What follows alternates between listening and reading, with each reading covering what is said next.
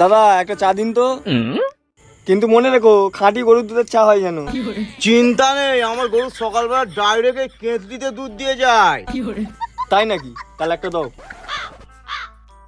Climax अभी बाकी है। দাদা চাটা এত পাতলা কেন? আরে আমার গরুকে একটু সাঁতার শেখাচ্ছিলাম তো, তাই অনেক জল খেয়ে পেট ফুলে গেছে। তুমি কি আমার সাথে ফাইলামি মারছো? দাও একটা বিস্কুট দাও দেখি। এই নিন। সাবধানে কামড়াবেন, বিস্কুটটার বয়স আপনার থেকে বেশি হতে পারে। মানে বাসি বিস্কুট বিক্রি করছে?